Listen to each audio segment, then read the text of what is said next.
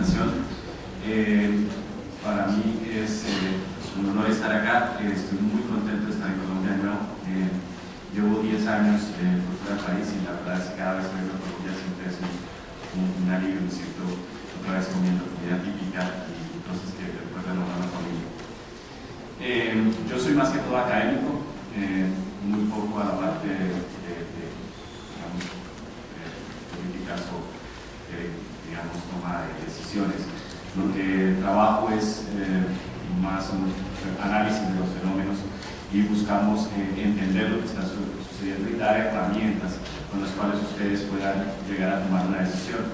Muchas de estas herramientas lo que terminan dándoles a ustedes son opciones con las cuales ustedes tienen que llegar al final a decir qué se debe hacer. Para esta presentación lo que hice es cubrir dos aspectos del cambio climático. Uno, como este es el inicio de la conferencia, creo que es importante hacer una recopilación de lo que es cambio climático y de todas esas variables que ustedes oyen. A veces oyen GPCC, IPCC, oyen de que hay unos reportes, que hay unas formas de medir el cambio climático y todo eso. Entonces, la primera parte de esta presentación cubre eso. La segunda parte es algo que acaba de salir recientemente. Es parte del informe del IPCC del 2013-2014, en el que ya se está planteando unas nuevas formas de ver estos escenarios. Algo que discutíamos ayer con el Dr. Powell y bueno, otros integrantes de las corporaciones era que muchas veces estos informes a veces son un poquito extremos y dan a conocer o a prever que hay unos extremos que podrían destruir el planeta y cosas de ese estilo. Y algo que coincidimos muchas de las personas que trabajamos en esto es que sí existe el fenómeno, hay que tomar acciones, pero pues no hay que irnos en términos extremos.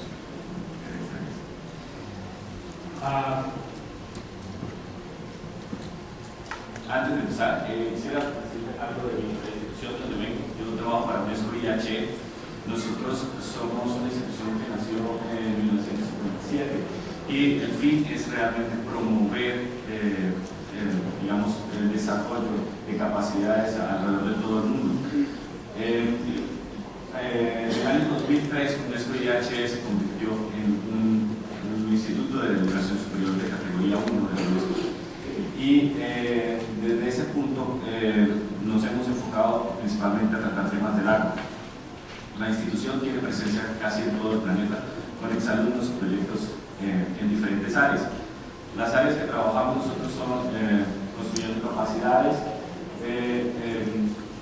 asesorando estándares de educación en términos de agua, también de desarrollo de recursos hídricos, creando redes de profesionales en recursos hídricos, apoyo en toma en desarrollo de políticas, valoración de servicios, cursos a medida, cursos de posgrado, maestría y doctorado, donde principalmente desarrollamos todas las investigaciones. El área que yo trabajo, nosotros tomamos información que monitoreamos de toda la Tierra, tenemos información satelital, tenemos información de radar, tenemos puntos del planeta, creamos modelos numéricos con los que simulamos lo que está ocurriendo. Después integramos toda esta información y lo colocamos dentro de los modelos hidrológicos que a veces a ustedes les pasan algunos consultores o profesionales de las universidades. Después hacemos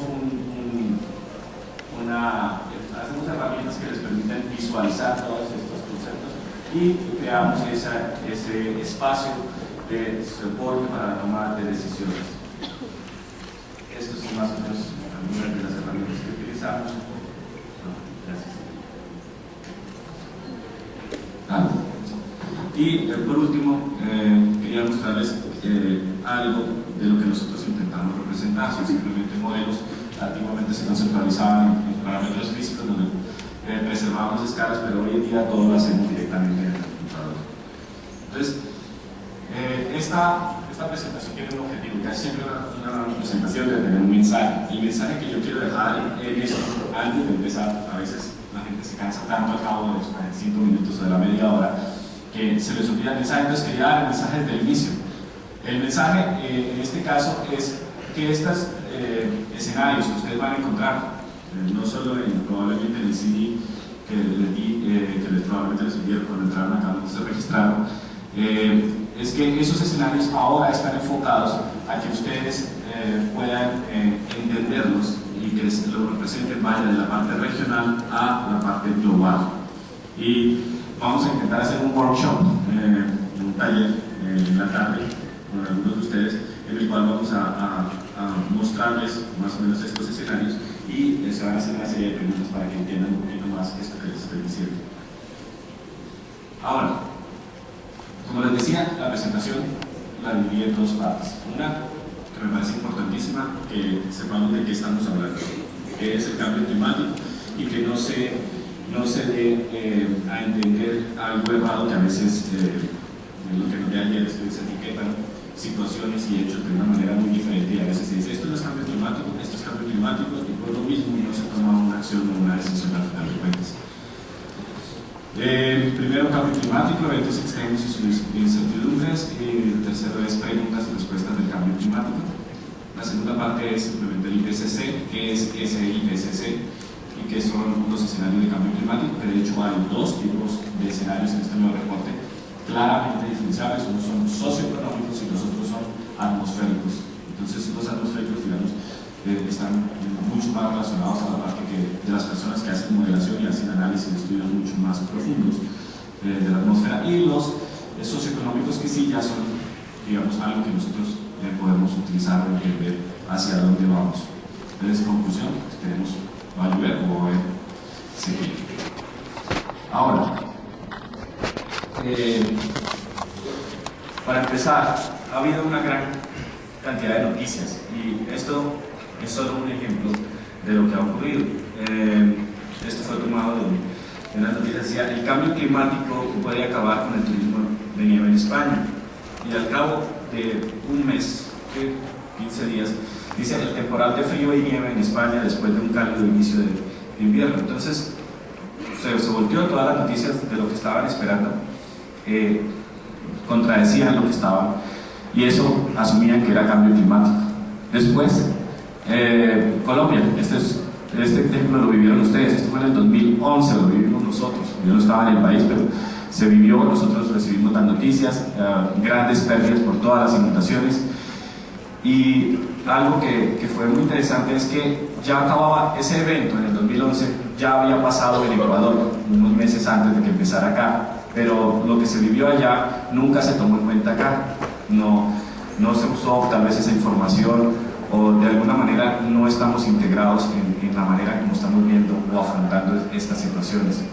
Francia también empezó a tomar noticias y dice: Francia afronta su primera sequía del cambio climático.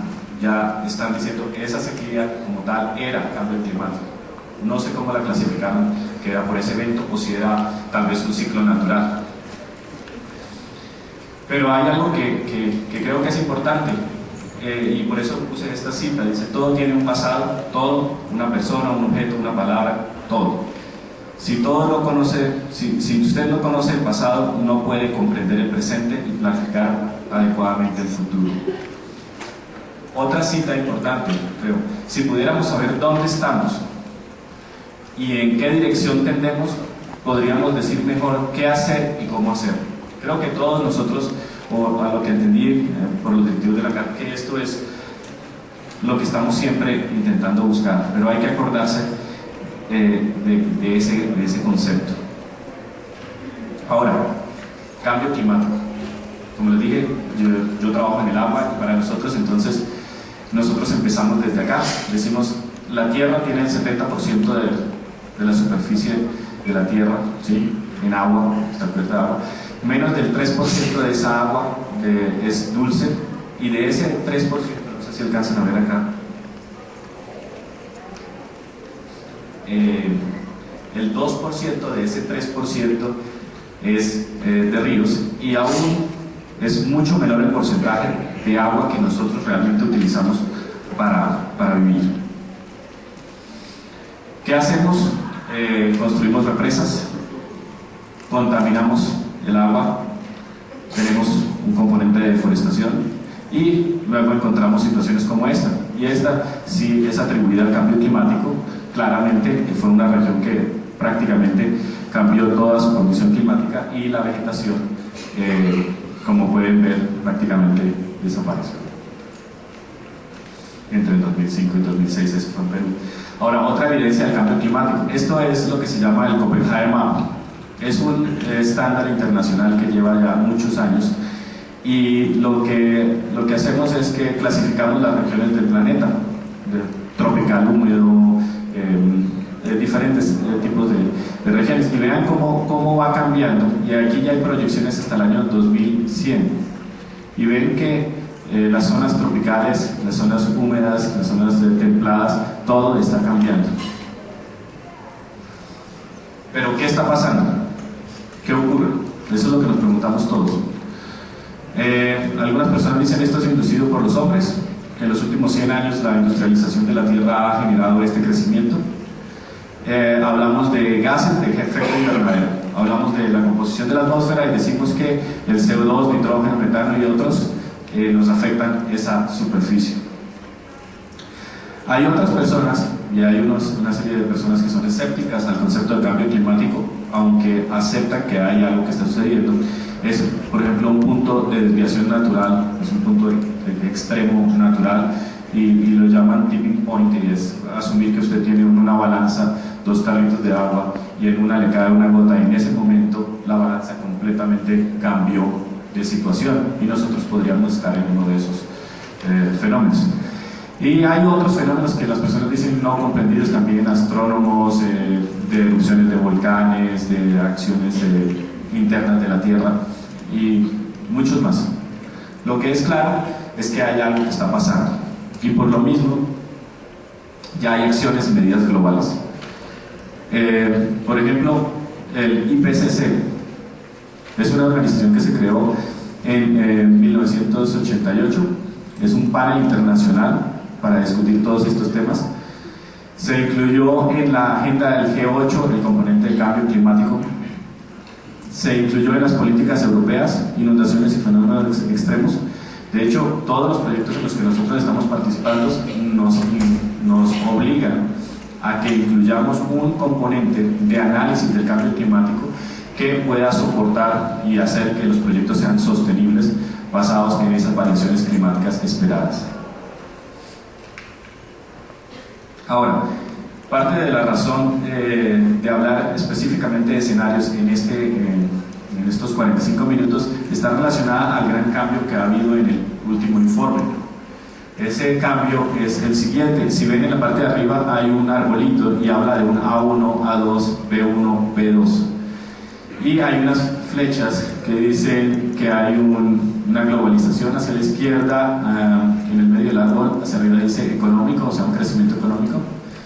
Perdonen a los del lado de allá que no puedo mostrar, pero en el mismo árbol, la parte superior económico, en la parte de un desarrollo regional y en la parte de abajo un componente ambiental. Y de esa manera se buscaba ver el desarrollo del planeta Tierra y decir, si yo asumo que la Tierra se iba a comportar más hacia la parte de desarrollo económico y la parte global, entonces iba a estar en un escenario A1, y si no, se iba a un escenario A2, y si iba un poquito más hacia la parte ambiental, entonces era un B1, y si era una parte ambiental y regional, entonces era B2. Y lo que veía uno comúnmente de algunas personas decía, es que el A1 es el malo, en donde nos portamos mal, y el B2 era en donde nos portábamos bien.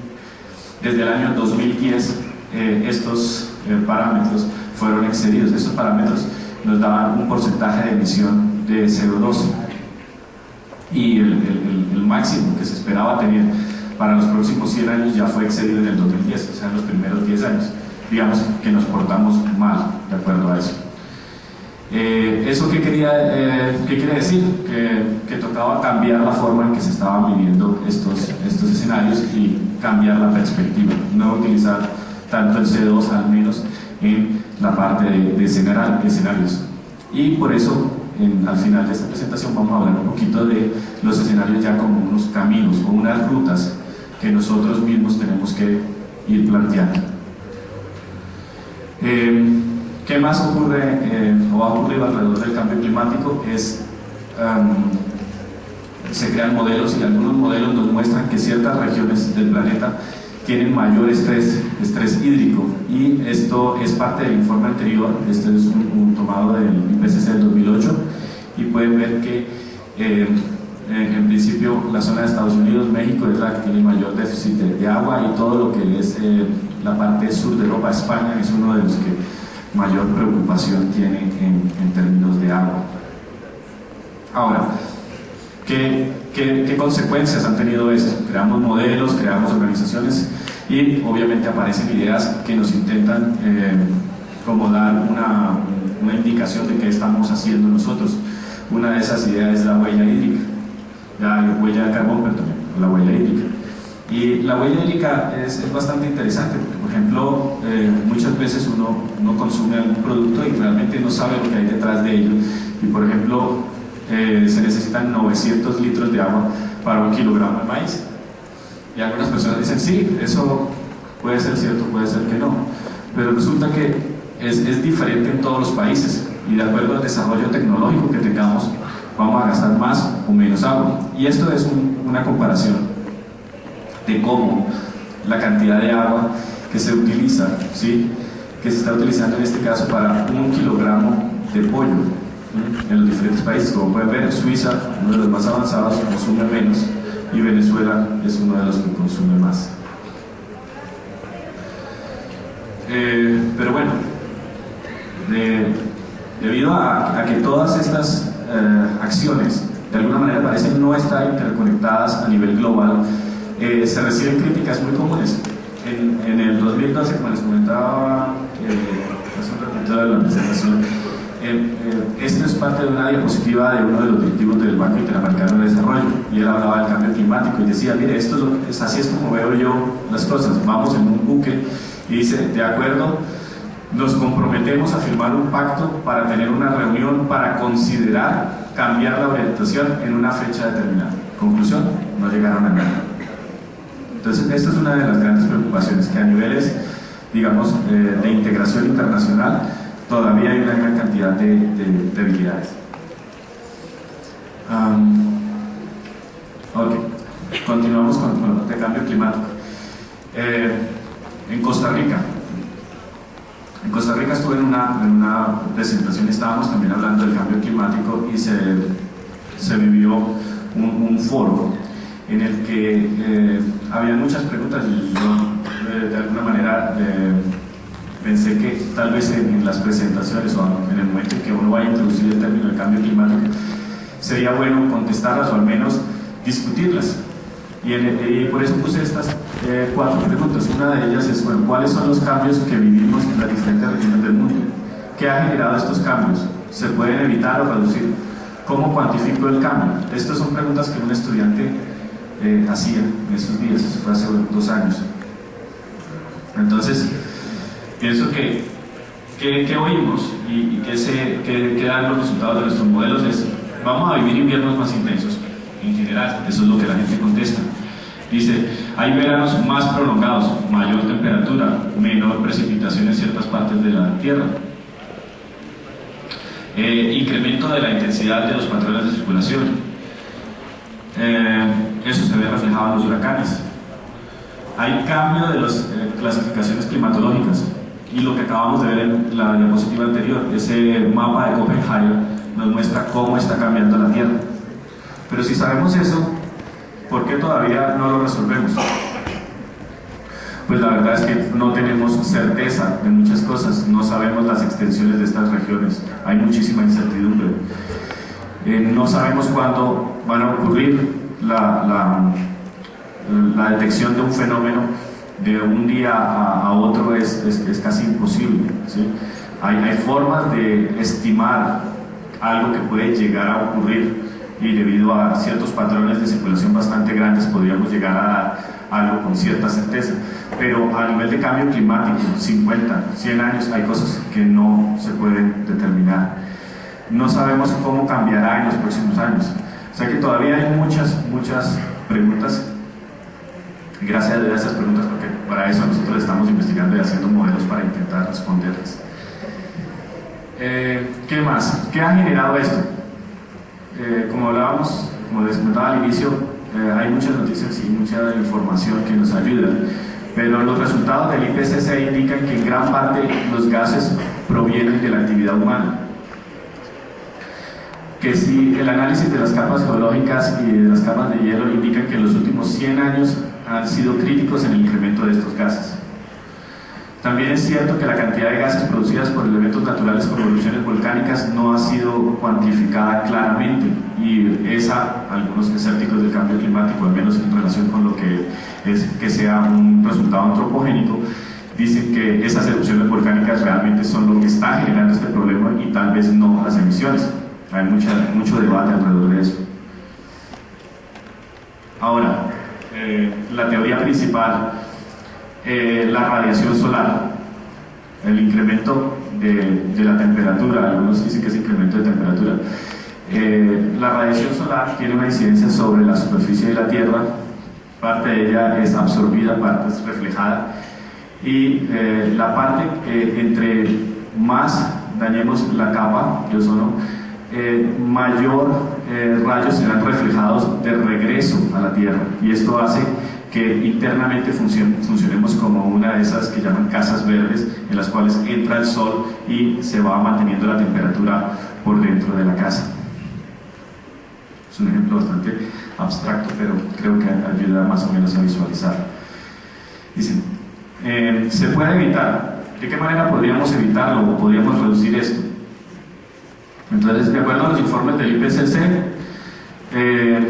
los gases son la principal causa del problema. Podríamos asumir que reduciendo los gases se podría reducir el problema. Pero las temperaturas actuales y los gases actuales ya tienen consecuencias que no podemos manejar, ¿sí? Y aunque todo el planeta reduciera la producción, todavía tendríamos que adaptarnos a la situación que tenemos. Entonces, algo muy importante, la clave o el mensaje ahí es adaptación. Y la otra pregunta es, ¿cómo lo cuantifico? Y muchas veces se ve que se buscan consultores o se buscan en las universidades y se dice, no, yo necesito saber que tener unos escenarios de cambio climático, necesito saber qué es lo que va a ocurrir en el futuro, y es como si fuera una bolita mágica que me va a decir todo. Pero la verdad es que los académicos no tenemos esa bolita mágica, nosotros nos basamos muchas veces en la información que tenemos y la colocamos dentro de la física, y esta es una forma de visualizarlo. La Tierra, la verdad es que simplemente la dividimos en cuadritos pequeños, y cada cuadrito de eso buscamos todos sus componentes físicos y miramos cómo interactúan, y después miramos cómo interactúan esas masas entre cada celita, entonces se unen una con la otra. Lastimosamente, la cantidad de información que tenemos disponible, las mediciones son mediciones que abarcan ciertas regiones, y lo que hacemos es interpolar, y por eso tenemos medidas. Un cuadrito de esos, si ven que es más o menos una cuarta parte de Inglaterra, un cuadrito puede ser llegar a 3 grados por 3 grados, que son 300 kilómetros por 300 kilómetros. Entonces, ¿qué tanta certeza podríamos tener de una temperatura a una región de ese tamaño? Disculpa. Ok. Sí, ¿cómo podríamos cuantificarlo? Entonces lo que hacemos es intentar mejorar esa información de esos modelos globales, y los empezamos a reducir de escalas, y los bajamos hasta llegar a una condición en la que ustedes o en la que todos podemos llegar a utilizarlo para nuestros problemas. Y eso es lo que muy probablemente consultores, universidades y diferentes expertos les van a decir. Lo que hacemos es bajar la información de lo que esperamos que ocurra en el futuro. Modelos globales nos dan resultados de lo que ocurre en toda la Tierra. Se ajustan a mediciones, lo que tenemos en general para esos modelos son 40 años de información, ya hoy en día son 50. Se asumen condiciones de emisiones de gases con un crecimiento normal y un crecimiento extremo. Eso va muy relacionado con lo que les comentaba hace un par de minutos, esos escenarios A1 y A2. Y por último se hacen análisis a escalas más pequeñas. Ok. ¿Qué más? ¿Qué es importante saber de esos modelos? Yo sé que esto es un poquito poquito técnico y tal vez va más allá de lo que uno esperaría en términos de saber de cambio climático, pero es importante saber que no tenemos la solución de todo, ¿sí? Los modelos contemplan escenarios de emisión de gases y crecimiento poblacional, y en eso dependemos obviamente del desarrollo socioeconómico, y basado en eso hacemos unas estimaciones. Tenemos problemas, no podemos correr ciertos modelos porque consumen muchísimo tiempo. Puede un modelo en un detalle a una escala, digamos, diaria podría durar 6 meses. Imagínense que yo voy a correr un escenario ahora y me tengo que esperar 6 meses para tener los resultados y poder entregar eso aparte de un proyecto. Entonces hay unas limitaciones computacionales para poder correr estos modelos para toda la Tierra. Las grillas se han bajado hoy en día a 50x50 y difícilmente se puede encontrar un modelo que tenga una resolución más pequeña. Las condiciones iniciales de cada uno de estos modelos es diferente, y eso ¿qué implica? Que los modelos que desarrollen en Estados Unidos y los modelos que desarrollen en Alemania y los desarrollen en Inglaterra y los que desarrollen en Rusia, todos van a dar resultados diferentes, ¿sí? Entonces hay problemas asociados a esto, en general la incertidumbre de los escenarios y las escalas de los modelos. Estos son los resultados de parte de uno de los proyectos en los que participé, y como pueden ver, lo que estamos comparando todos los modelos. El H08 es el japonés, WaterGap es el alemán, JUICE es el inglés, LPJ es solo alemán, y así sucesivamente. Y pueden ver que las regiones que están en rojo son las que tenemos un alto número de eventos de sequías. Y miren que hay una gran diferencia. Suramérica, Centroamérica, ¿sí? África, algunas de ellas coinciden en gran parte, pero sí hay un nivel de incertidumbre importante.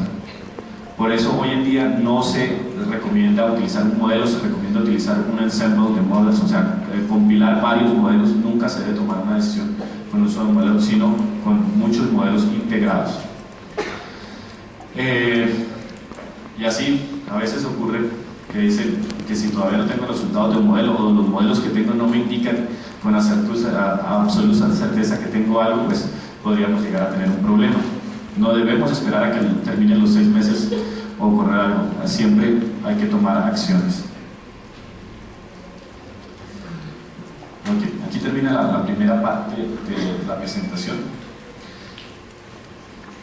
Yo sé que dijeron que al final de la presentación podríamos hacer preguntas, pero si quieren si tienen alguna duda o algún comentario antes de que continúe con la segunda parte, yo creo que este es el momento. ¿Sí? Gracias.